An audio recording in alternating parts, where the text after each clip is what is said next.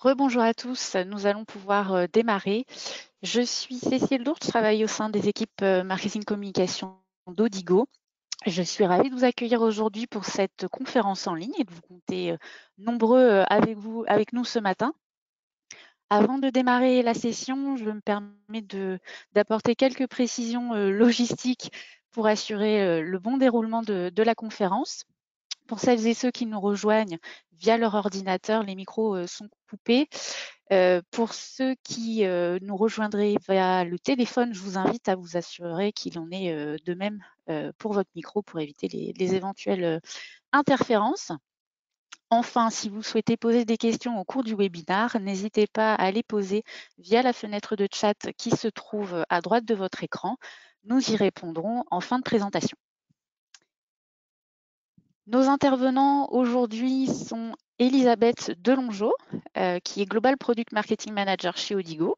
Elisabeth est en charge du développement des offres de la suite Odigo à destination des centres de contact pour favoriser une relation client conversationnelle. Et Jean-François Tessier, qui est manager au sein de l'équipe Odigo Experience Services. Jean-François accompagne nos clients dans la transformation de leur dispositif de relation client et il intervient notamment dans le cadre de projets intégrant un volet d'automatisation et d'intelligence artificielle. Bonjour à tous les deux. Notre sujet aujourd'hui, c'est évidemment l'impact de la crise sanitaire que nous traversons, que nous avons traversée et que nous traversons, et son impact sur le secteur de la relation client qui n'a pas été épargné. Nous allons donc revenir sur ce que l'on a pu constater en termes d'usage consommateur engendré par les mesures de confinement et de lutte contre la pandémie, et l'impact que nous avons également constaté chez les clients, chez nos clients. Nous verrons ensuite les différents leviers qui peuvent être envisagés pour optimiser les dispositifs au sein des centres de contact et optimiser également les parcours clients. Et enfin, nous verrons comment Odigo peut vous accompagner dans cette réflexion et comment nous travaillons aujourd'hui avec certains de nos clients justement sur cette thématique. Elisabeth, c'est toi qui commences, je te laisse donc la parole. Merci Cécile. Bonjour à tous.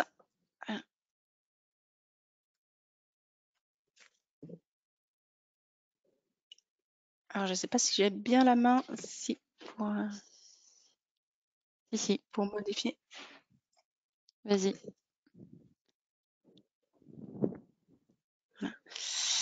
Alors, la crise sanitaire liée à la pandémie de Covid-19 et la mise en confinement de milliards de personnes à travers le monde a bouleversé les habitudes de consommation et d'interaction entre consommateurs et par ricochet va bouleverser l'économie et la relation client. Donc, les marques et les institutions vont devoir s'adapter et se réinventer face à ces nouveaux enjeux. Des tendances de fond se sont confortées, accentuées ou révélées et qui ont bousculé la relation entre les marques et leurs clients. Tout d'abord a émergé en fait la massification de nouvelles pratiques et des nouveaux usages numériques. 30% de la population a acheté davantage sur Internet pendant cette période. En fermant des milliers de magasins physiques, en fait, la crise a accéléré l'essor du e-commerce et l'accélération des pratiques digitales. Des catégories de la population, comme les seniors ou les plus jeunes, qui utilisaient peu le e-commerce, s'y sont convertis. 86% des sites e-commerce ont réussi aussi, selon la FEVAD, à maintenir leur activité, tant au niveau du chiffre d'affaires que pour le nombre de visiteurs. Et c'est surtout, en fait, ce qu'on a pu constater, ce sont les sites de commerce en physique qui sont de 15 points plus nombreux que les pure players à observer un impact positif. Alors, ces nouvelles pratiques digitales, ce sont par exemple la livraison à domicile ou la possibilité de pouvoir récupérer ses achats dans un point de retrait. D'ailleurs, Amazon a été un des grands gagnants en proposant un portefeuille très large de produits et surtout en assurant des délais records de livraison. Et certaines enseignes comme Leclerc ont même été submergées par l'affluence de connexions et ont dû mettre en place un système de file d'attente sur leur site. Lors de cette période, nous avons également constaté l'expansion de la sociabilité numérique, aussi pour toutes les générations. Plus 54% de temps a été consacré aux outils de communication vidéo. Les marques ont souvent pris beaucoup d'initiatives pour se rendre autant, voire même davantage disponibles pour leurs clients. IKEA Belgique a été un des premiers à proposer des rendez-vous gratuits de 30 minutes et d'autres enseignes aujourd'hui suivent en proposant ces mêmes rendez-vous virtuels à leurs clients. On a constaté aussi plus 82% de demandes clients via WhatsApp. L'usage des applications de messaging, des réseaux sociaux et des solutions de chat ont explosé. Certaines marques ont d'ailleurs déployé une stratégie conversationnelle en seulement quelques heures. Leroy Merlin, par exemple, a converti une quinzaine de ses vendeurs magasins en conseillers de la boutique online par messaging, et ce, depuis chez eux. Le gouvernement a même ouvert le canal WhatsApp et Messenger pour automatiser et proposer une disponibilité 24/24 dans le traitement des réponses à ses administrés. Une accélération du passage à une consommation fondée sur les valeurs. 71% des Français envisagent de consommer de façon plus responsable après la période de confinement, en s'y dirigeant vers des entreprises éthiques. Mais leur défiance devrait augmenter envers toute démarche d'engagement sociétal qui ne serait pas perçue comme authentique.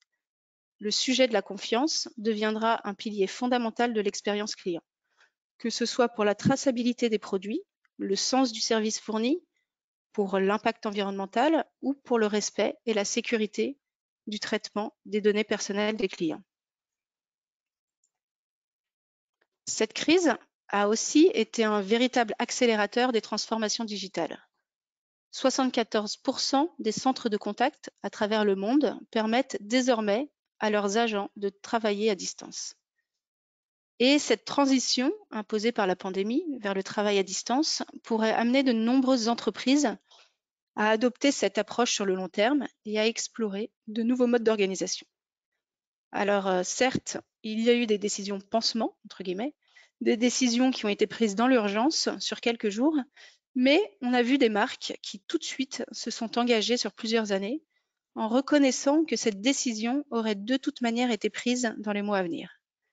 D'ailleurs, ils sont aussi 74% dans les DSI à déclarer que des projets de transformation numérique habituellement validés sur plus d'un an ont été approuvés en quelques semaines. Mais pour envisager en fait le travail à long terme, il est fondamental de trouver les bons outils pour gérer et superviser les équipes tout en maintenant leur efficacité, leur productivité et leur engagement. C'est pour cela qu'au même moment où les consommateurs vont évoluer vers une consommation plus responsable, vers plus de valeur, les dirigeants vont être aussi dans l'obligation de faire évoluer la culture de leur entreprise. 62% des employés déclarent vouloir un système de travail plus flexible. Et dans le même temps, 92% des clients pensent que l'enthousiasme des agents a un impact majeur sur leur expérience. Alors la transformation digitale, oui, mais seulement au service d'une meilleure expérience collaborateur et d'une forte culture d'entreprise. Faites de vos agents non des simples collaborateurs, mais des ambassadeurs de votre marque. Jean-François, je te laisse poursuivre. Je crois effectivement que c'est à moi, donc bonjour à tous. Je vous parlais effectivement donc d'opportunités, mais surtout je vais évoquer avec vous des échanges qu'on a eus avec de nombreux clients. Alors évidemment pendant cette période de confinement, mais je dirais encore plus pendant les jours, les semaines qui viennent et encore maintenant. Il y a une forte effervescence et c'est bien normal parce que je crois que les acteurs de la relation client, mais encore plus tous les acteurs de l'entreprise, se sont aperçus effectivement de la pertinence, de la force de la relation client.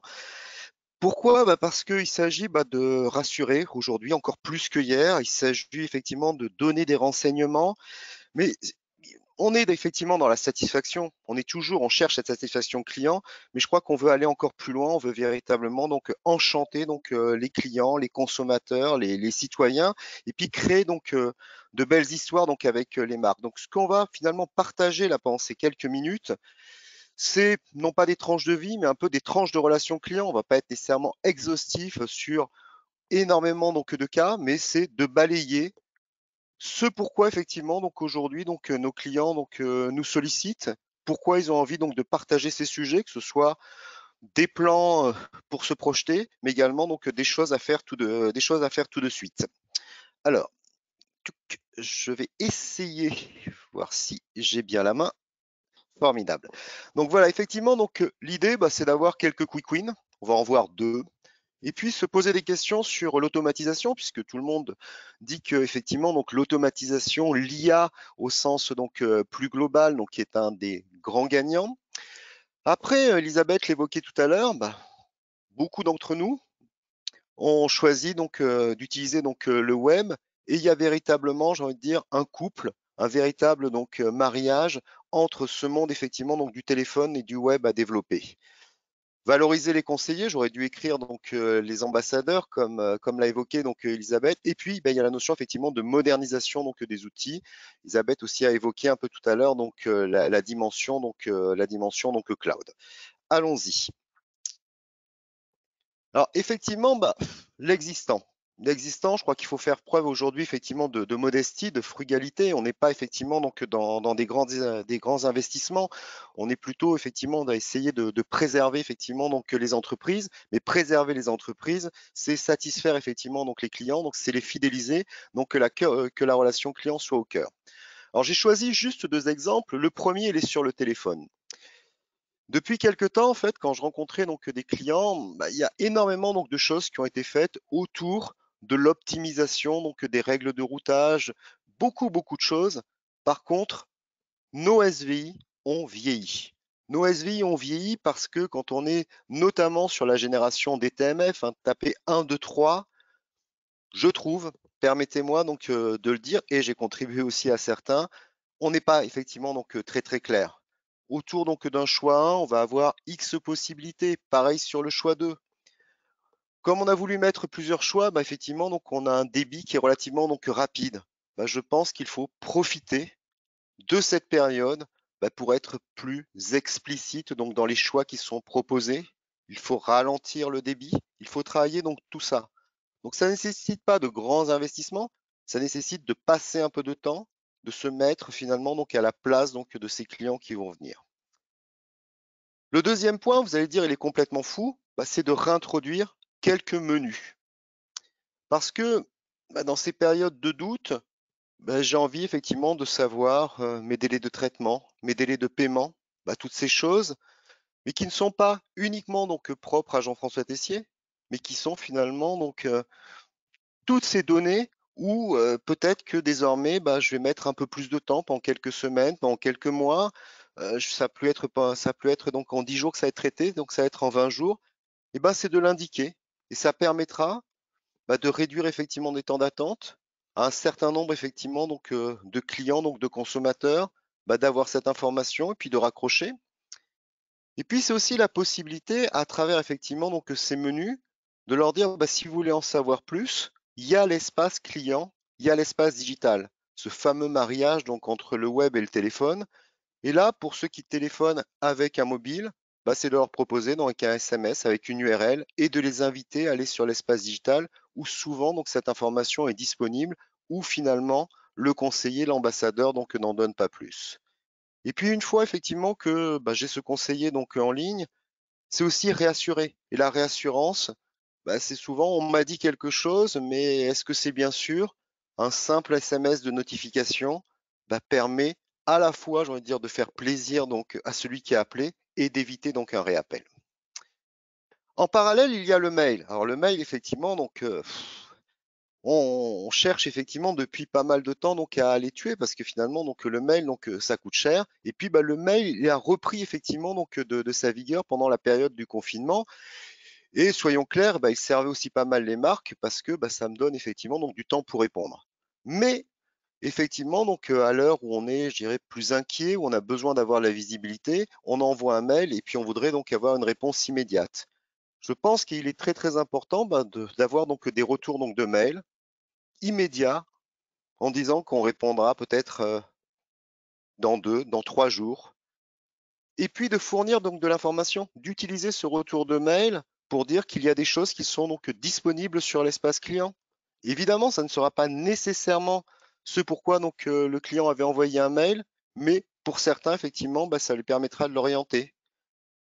C'est expliquer comment donc comment on s'y abonne, comment on s'y inscrit. Et puis le dernier point, c'est aussi expliquer la cartographie donc du dispositif téléphonique. combien effectivement donc d'entre vous, combien donc de marques ont X numéro de téléphone? Et on s'aperçoit en discutant donc avec les clients que souvent, bah, il y a à peu près 20% donc des appels qui ne sont pas donc destinés donc à ce numéro. Donc profitons effectivement donc du mail pour expliquer que si j'ai 3-4 numéros, bah, ce premier donc il est destiné donc à telle typologie de sollicitation, puis le deuxième à autre chose. Donc voilà, effectivement, ce sont des quick wins, des choses effectivement qui sont simples, mais réellement allez et réécouter donc vos services vocaux, allez réécouter donc les messages et pensons effectivement donc à les simplifier, à être beaucoup plus explicite. Le deuxième point, effectivement, donc c'est l'automatisation. Alors sur l'automatisation, j'ai volontairement donc choisi le canal donc téléphonique parce que le canal téléphonique bah, reste, demeure et même s'amplifie. On voit effectivement donc depuis bah, la fin de cette première période donc du confinement, ce qu'on appelle aujourd'hui donc le déconfinement, une accélération effectivement donc une reprise donc des appels. Et donc je pense qu'il est judicieux de commencer donc à se projeter à ce que pourrait être demain et après-demain. La première chose, j'ai beaucoup parlé effectivement donc du DTMF, du TAP1, du TAP2, bah, c'est de commencer à se moderniser. C'est finalement donc de permettre donc de libérer donc la parole donc du client et de permettre à ce dernier donc de s'exprimer donc en langage naturel, de dire pourquoi donc il appelle. Ça a beaucoup de vertus parce que déjà, bah, ça permet effectivement bah, de bien comprendre exactement ce pourquoi il appelle et finalement donc potentiellement donc de diriger vers la bonne compétence et d'éviter ces transferts donc d'appels.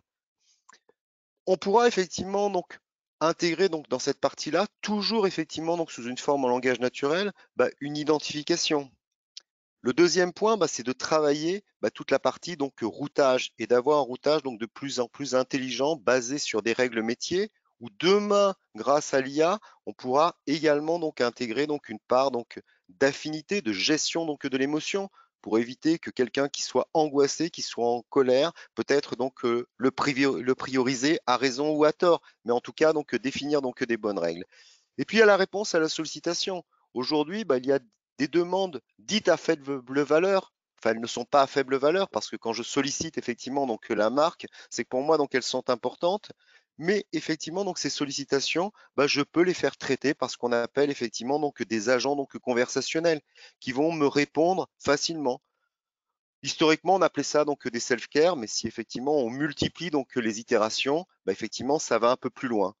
Et puis ces agents conversationnels, ils auront, comme on l'a vu tout à l'heure, cette capacité aussi à renvoyer donc vers l'espace digital. Le téléphone doit être l'ambassadeur donc des canaux digitaux. Il en a effectivement donc cette légitimité, il en a cette force. Et puis dans certains cas, à la fin effectivement de ces parcours avec les agents conversationnels, en transférant donc le contexte, bah, c'est de donner donc la main donc au conseiller. Et puis pour le conseiller, bah, l'IA, qu'est-ce qu'elle va apporter? Elle va apporter ses fonctions donc augmentées, c'est-à-dire permettre au conseiller de se concentrer sur la conversation et pas nécessairement donc de saisir un certain nombre de choses. Si effectivement donc un client donc me donne un numéro de contrat, un numéro donc de case, bah, c'est peut-être l'IA qui va l'entendre, qui va le comprendre, qui va lancer la requête auprès du SI et qui va afficher donc directement sur la console donc de l'agent donc les informations. Donc il y a une véritable projection à avoir. Il n'y a pas nécessairement donc à tout lancer donc maintenant. D'ailleurs, toutes les technologies associées à ça ne sont pas donc matures, mais il y a un état à poser, il y a une trajectoire effectivement donc à bâtir et il y a une construction, j'ai envie de dire quasiment en partant donc de gauche à droite, en commençant par apprendre à qualifier en langage naturel pour petit à petit donc projeter intelligemment donc l'automatisation et que finalement cette IA, cette automatisation travaille donc de concert en bonne intelligence finalement donc avec le conseiller. Alors, si j'ai choisi aussi le canal téléphonique, c'était sur un point moi qui me perturbe un peu. Vous ne me voyez pas, mais je suis une personne âgée et tout ça, ça me rappelle un peu les années 70, les fameux jingles de ces grandes radios périphériques où quelque part donc ce message un peu éternel donc des collants d'hymne et normalement, sur nos SVI, nos callbots, nos agents conversationnels, ben, on devrait retrouver toute cette dynamique. Aujourd'hui, objectivement, on est un peu triste. on a besoin effectivement, je pense, de développer donc cette identité donc vocale. On a besoin effectivement de mettre en avant donc les valeurs effectivement donc de la marque. Et tout ça, ça va être lié effectivement donc à des éléments de langage, à un débit d'élocution.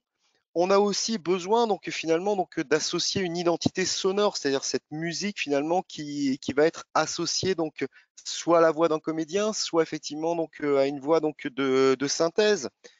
Et ça, je pense il y a un véritable travail parce que on va de plus en plus finalement donc mêler les canaux digitaux, intégrant, j'ai envie de dire, donc le téléphone, les assistants personnels aux espaces physiques. Et il faut finalement que l'on retrouve ces musiques aussi bien quand je rentre donc dans un showroom que quand je suis au téléphone. Et ça, je pense que vous, acteurs de la relation client, vous êtes finalement les mieux placés pour pousser ces messages auprès donc de vos directions parce que vous détenez entre vos mains et notamment à travers le canal téléphonique un formidable instrument de proximité donc avec les clients. Donc il faut l'affiner, il faut mettre un certain nombre effectivement donc de choses. Et finalement, c'est ce que beaucoup donc la SNCF donc a mis en place. Il y a la fameuse effectivement donc voix de Simonero, mais au-delà de ça, il y a les 4 notes que l'on entend quand on rentre dans une gare. Finalement, tout ce travail, finalement un peu d'architecte donc du son qu'a fait donc Michael Boumandil, qui a travaillé effectivement avec la SNCF, avec un certain nombre donc de marques. Et je pense qu'aujourd'hui, les SV et demain donc les callbots ou agents conversationnels risquent d'être pauvres ou de perdre quelque chose si toute cette dimension d'identité vocale, de valeur de la marque, de personnalité ne sont pas effectivement donc positionnées. Le troisième sujet, je dirais qu'on est au mois de juin, donc c'est normalement donc le moment effectivement donc des mariages, et c'est un peu le mariage finalement donc entre le téléphone et le web. Pendant très longtemps, c'est un peu deux mondes qui se sont ignorés. D'un côté donc téléphone, c'était la relation client, et puis côté donc web, c'était donc le monde effectivement donc le monde du digital. Là, finalement, il y a un véritable rapprochement à faire. Je l'ai dit donc tout à l'heure, je pense que le téléphone, il peut être un formidable ambassadeur donc du web. Il n'a pas vocation à traiter donc de bout en bout toutes les sollicitations, mais il a aussi la possibilité donc de relayer en indiquant qu'il y a des choses sur l'espace web, en faisant donc une forme de dissuasion avec un accompagnement, donc en poussant ce fameux SMS avec effectivement donc une URL. Mais de l'autre côté, je crois qu'il y a un gros travail à faire aussi sur le site web. Aujourd'hui, quand on parle de site web, d'ailleurs, on parle de portail d'entreprise où il y a énormément d'informations. Et moi, j'en appelle un peu donc les responsables donc digitaux qui pilotent effectivement donc ces portails web à se rapprocher donc des responsables de la relation client et finalement de leur demander c'est quoi les grands motifs de sollicitation qu'il y a au téléphone pour les positionner, les mettre en avant. Parallèlement à ça, il y a aussi introduire donc de plus en plus des FAQ, des formulaires, des téléservices qui vont donner donc de l'autonomie, qui pourront être mis en valeur justement donc sur le téléphone et qui seront donc traités effectivement donc sur l'espace digital. Mais il faut qu'ils soient mis en évidence, il faut qu'ils soient ergonomiques, il faut qu'on y introduise donc une part donc d'IA qui va permettre effectivement donc de guider donc les utilisateurs donc dans ces parcours. Et puis, finalement, je dirais que dans ces formes de mariage, c'est être capable de se rendre donc, de se donner la main et dans les deux sens. Et c'est finalement la capacité aussi le web à travers de simples fonctionnalités à aujourd'hui, on en verra donc demain encore plus donc dans le monde de la communication unifiée, va pouvoir donc renvoyer donc vers le téléphone. Et tout ça, c'est au service de plus d'autonomie client, de moins de mails, parce que justement, si on développe des formulaires, si on développe des téléservices, il y aura effectivement donc de moins en moins effectivement donc de messages donc déstructurés qui arriveront donc à la relation client, qui sont compliqués donc à traiter, alors qu'effectivement, si j'ai un formulaire, un téléservice, je peux effectivement donc complètement donc autonomiser donc le client donc pardon, ou fournir des éléments que des conseillers pourront traiter donc en back office.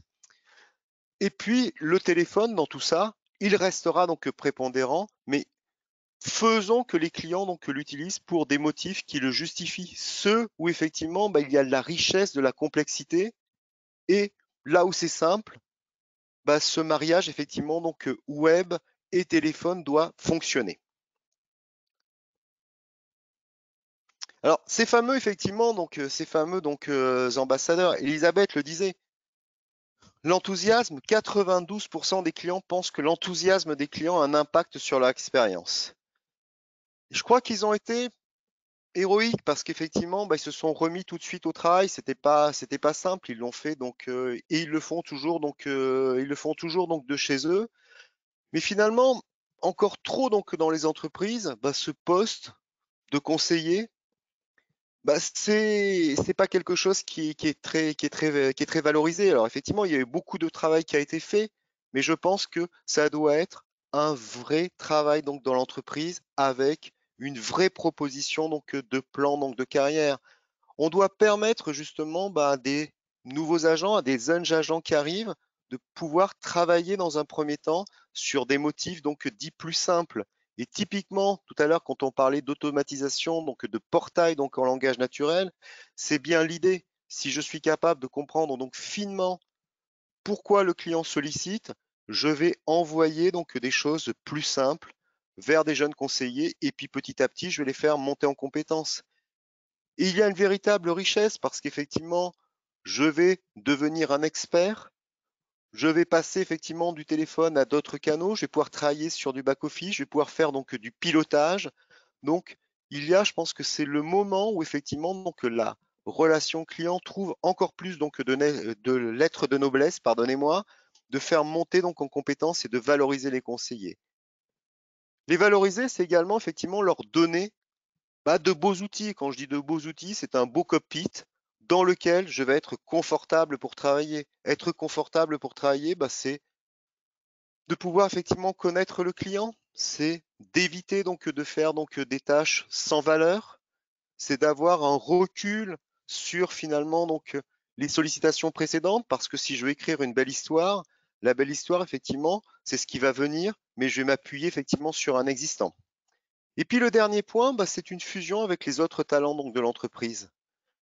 Je crois qu'Elisabeth l'a évoqué, chez des commerçants, effectivement, on a mis effectivement des vendeurs de magasins ou des équipes qui n'avaient rien à voir avec la relation client, donc on les a mis effectivement pendant la période effectivement de confinement au sein des équipes de la relation client. Et là, je pense qu'il va y avoir une véritable accélération. Et cette accélération, il ne faut pas effectivement la subir, il faut la provoquer. Typiquement, dans le monde notamment de la banque, on a aujourd'hui ces réseaux physiques en agence. Et on voit effectivement dans certaines études que peut-être demain, les clients qui ont pris goût à téléphoner, à utiliser les espaces digitaux, vont moins venir. Mais l'idée, effectivement, là aussi, c'est de marier ces talents en agence, c'est de marier ces talents en agence avec les ambassadeurs qui sont dans les centres de relations clients. Parce que le client, il est unique, parce que son parcours est unique, mais chacun va apporter de la valeur, chacun va apporter de l'expertise. Et de la même manière, imaginons je suis effectivement un client qui sollicite, qui téléphone à une marque pour un renseignement. Pourquoi pas, à la fin de la conversation, que le conseiller propose de mettre en relation avec un expert qui est dans un showroom pour parler d'un nouveau produit, d'une nouvelle offre. Et là, la relation client, elle écrit encore de plus belles histoires parce qu'à la fois, elle a enchanté le client dans le cadre de sa sollicitation, mais elle lui permet de découvrir beaucoup plus largement l'offre de l'entreprise. Et quand on parle effectivement de conseillers, d'ambassadeurs, c'est de fusionner des gens dont aujourd'hui c'est déjà le métier avec d'autres qui interviennent dans d'autres réseaux, sous d'autres formes effectivement de contact avec les clients, pour des parcours, j'ai envie de dire, de plus en plus ambitieux, mais je pense de plus en plus légitimes et de plus en plus attendus par les clients. Le dernier point, effectivement, c'est les outils. Les outils, effectivement, on en a accumulé parce qu'effectivement, la relation client, c'est pas quelque chose de nouveau. Et là, je pense qu'il y a une réflexion qui va porter sur 4 axes. C'est vrai que Le cloud, on l'avait vu avant, mais il est un peu donc le grand gagnant parce qu'il va permettre de déployer donc de plus en plus rapidement. Il permet l'élasticité, c'est-à-dire que à tel moment donc j'ai X conseillers, mais peut-être malheureusement pour des questions sanitaires ou autres, je vais en avoir moins, je vais en avoir plus. Et donc là, je pense que les solutions cloud vont véritablement se développer. Le deuxième point, c'est le monde effectivement de la communication donc unifiée. Finalement, tout ce qui est autour donc du web RTC, de Skype, de Teams. Et là aussi, il y a un véritable mariage à monter autour avec les outils de relation client. Parce que quand j'ai ce genre de solution, déjà, c'est plus simple à installer. Je parle plus donc de téléphonie, mais je parle effectivement donc de contact sur de l'IP. Je vais pouvoir gérer donc des choses toutes bêtes comme la disponibilité, donc la présence. Et puis, chemin faisant, avec des outils donc comme Teams, demain, je vais pouvoir réellement sur un site web partager complètement donc de la vidéo, échanger donc des objets et être dans une forme de relation client de plus en plus complice, de plus en plus proche entre le client, donc l'ambassadeur et les experts.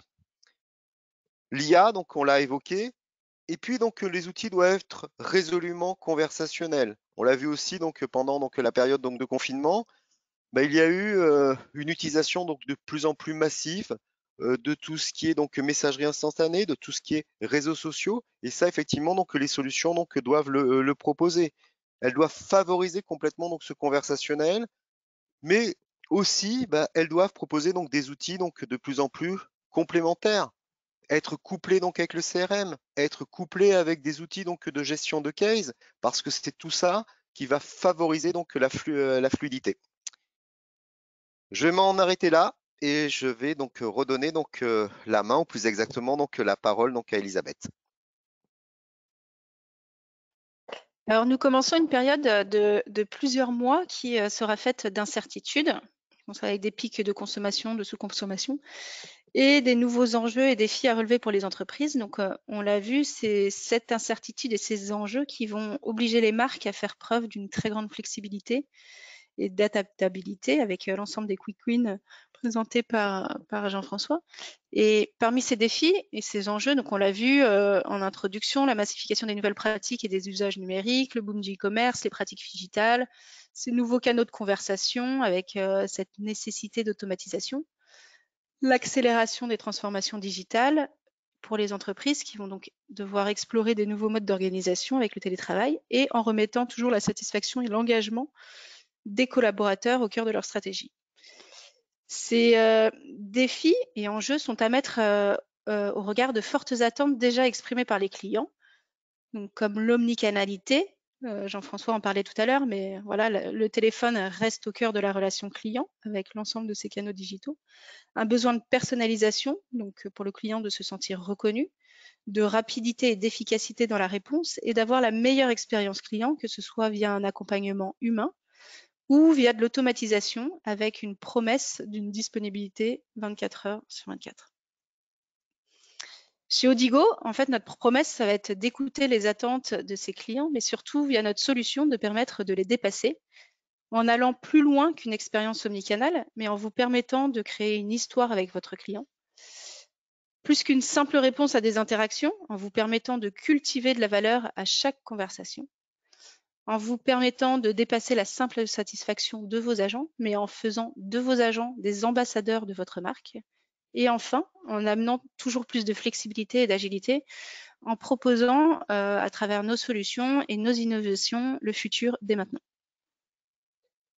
Alors, Odigo, c'est donc une solution qui va vous permettre de gérer l'ensemble du parcours client, de la collecte de l'interaction sur l'ensemble des canaux voix et digitaux, de briques technologiques comme le langage naturel, dont vous a parlé Jean-François tout à l'heure, qui vont vous permettre de qualifier et comprendre le besoin du client avant de l'orienter au mieux grâce à des données métiers et la connaissance que l'on a de ce client, et ce, afin de l'engager, soit via un ambassadeur virtuel, avec un bot omnicanal par exemple, afin de lui proposer de l'autonomie et de la disponibilité, ou via un ambassadeur humain qui, grâce à une console unifiée, ce fameux cockpit, aura la meilleure vision et les bons outils pour répondre efficacement et de manière personnalisée à sa demande.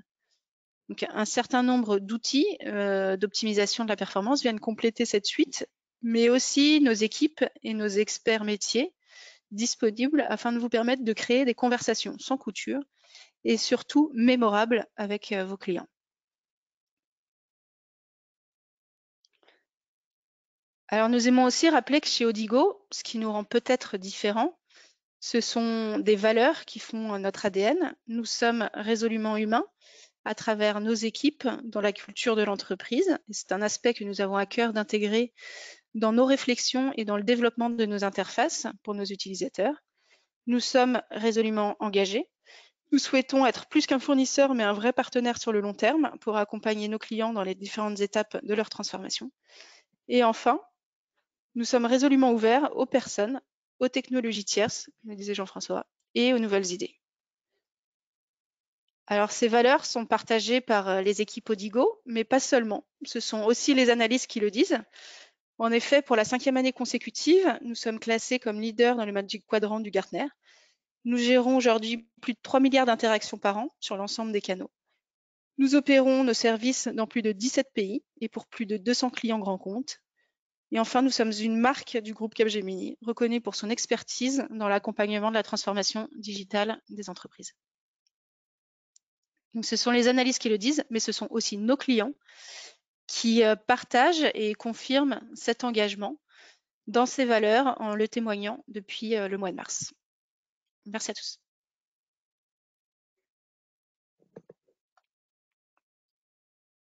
Merci Elisabeth, merci Jean-François. On va peut-être pouvoir passer maintenant à une session de questions-réponses. Alors, nous avons une première question qui nous est arrivée.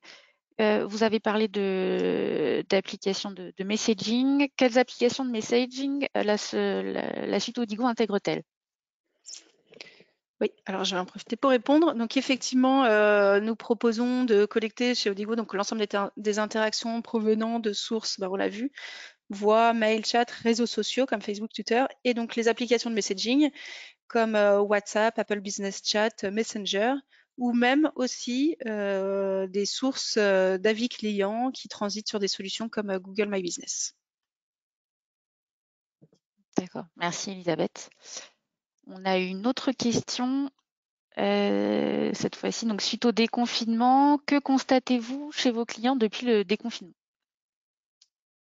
Je ne sais pas qui veut répondre, Jean-François peut-être? Bon, bah allons-y. Alors, effectivement, qu'est-ce qu'on constate? Effectivement, donc on constate, moi je trouve qu'il y a beaucoup, effectivement, je l'évoquais tout à l'heure, il y a beaucoup, effectivement, donc d'effervescence et d'effervescence donc positive. À la fois, je dirais qu'il y a une volonté donc de mettre en place, j'allais dire, des choses simples, peut-être effectivement donc des choses donc un peu frugales, mais qui vont effectivement donc permettre d'apporter des réponses le plus rapidement possible. Je l'évoquais tout à l'heure, c'était un peu donc de rajouter effectivement donc des menus donc sur des SVI ou sur des choses finalement très très très pratiques. Je vais donner donc de l'information sur des délais de remboursement, sur ce genre de choses. Donc ça effectivement, donc nos clients veulent à la fois, j'ai envie de dire, soulager donc les conseillers, donc les ambassadeurs, et puis répondre avec le plus de simplicité, le plus de transparence donc à leurs clients, parce que effectivement les délais donc vont être plus longs, mais je crois que les choses effectivement donc il faut les dire, et c'est ce qui fait effectivement donc la confiance donc avec une marque, parce qu'on ne répond pas toujours effectivement positivement, on répond pas peut-être toujours effectivement avec les délais donc les plus courts, mais d'informer, donc d'être clair par rapport à ça, c'est important. Donc ça, c'est effectivement, c'est le premier effectivement donc type effectivement donc de sollicitation. Le deuxième, effectivement, c'est se projeter. Donc on voit effectivement une multiplication effectivement des appels d'offres, des RFI, des réflexions, parce que effectivement, je veux transformer donc les choses. On se pose encore plus de questions effectivement sur l'automatisation. Les articles donc sont nombreux en disant que l'IA donc est le grand gagnant. Certes, l'IA est le grand gagnant, mais ça doit être une IA qui doit être domestiquée, qui doit être mise en lien réel avec la relation donc client. Et puis effectivement, il y a des étapes. Est-ce que je dois commencer par traiter donc certains motifs avec un agent conversationnel? Est-ce que je dois intégrer donc dans mon dispositif, mettre l'accent sur un portail en langage naturel? Est-ce que je dois commencer à expérimenter donc des choses autour donc du conseiller augmenté? Bah, nos clients effectivement se posent donc toutes ces questions et ont envie donc de les projeter. Ils ont envie donc de les tester à travers des MVP ou voire effectivement donc généraliser. Donc oui, il y a une véritable effervescence, mais pas une effervescence en mode panique, quelque chose donc de positif, de raisonné, avec une trajectoire, avec une feuille de route très clairement. Merci Jean-François. Je rappelle, hein, pour celles et ceux qui le souhaitent, vous pouvez poser vos questions via la fenêtre de chat. Alors, on a d'autres questions qui nous sont arrivées entre-temps. Question technique, l'enregistrement de cette conférence en ligne sera bien sûr mis à disposition et on vous l'enverra par email a posteriori. On a une autre question. Comment l'outil Odigo permet une connexion flexible des conseillers lors de la mise en place du télétravail, travail sur site, versus travail sur le centre de contact? Est-ce que l'un de vous deux peut y répondre? Oui, donc c'est une solution cloud. Donc effectivement, l'accès peut se faire sur site ou directement en télétravail, donc avec un accès web.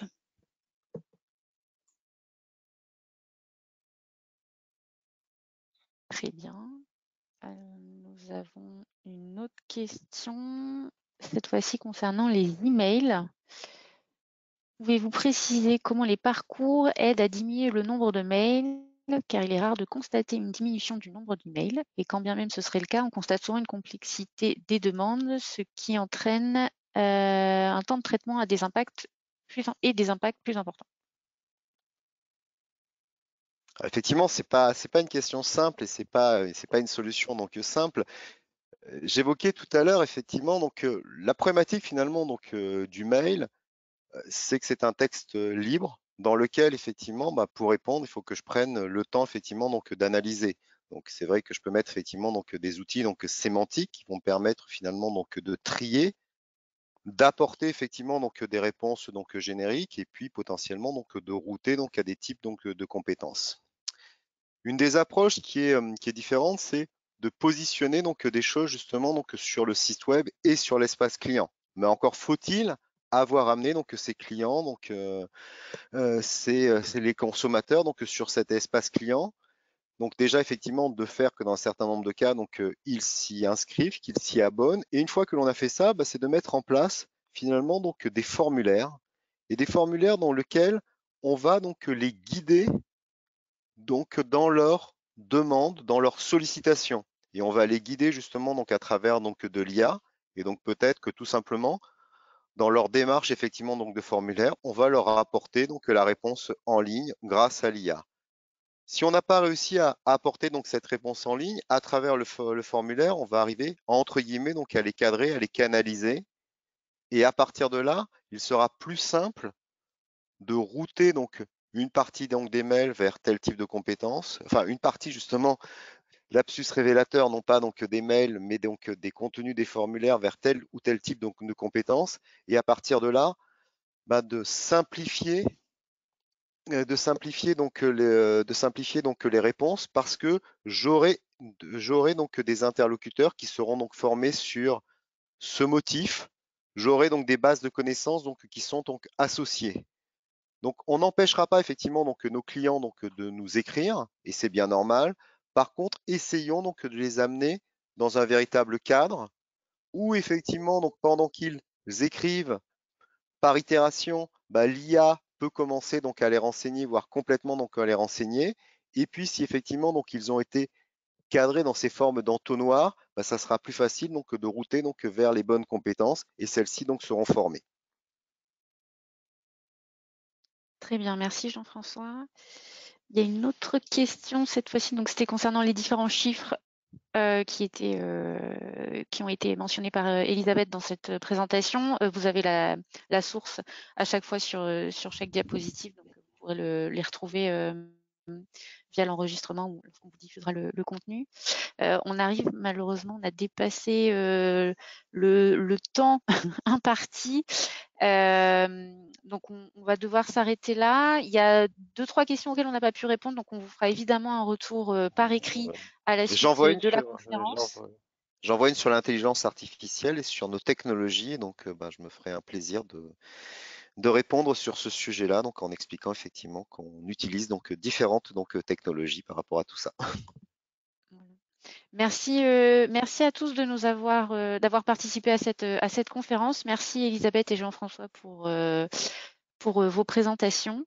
Donc comme je disais tout à l'heure, l'enregistrement sera mis à disposition très certainement d'ici demain. On vous l'enverra par email. Si vous avez des questions suite à cette présentation, n'hésitez pas à nous contacter donc à l'adresse qui s'affiche sur votre écran actuellement, contact.odigo.fr@odigo.com. Et si vous voulez aller plus loin, on vous invite à télécharger le livre blanc qui a été écrit par Elisabeth, notamment sur l'approche conversationnelle channel-less pour s'affranchir donc des différents canaux et proposer la meilleure expérience client possible. Vous pouvez le télécharger via le lien qui s'affiche également, go.odigo.com/conversation 2020. Voilà, merci à tous encore une fois de votre participation. Très bonne journée et à bientôt.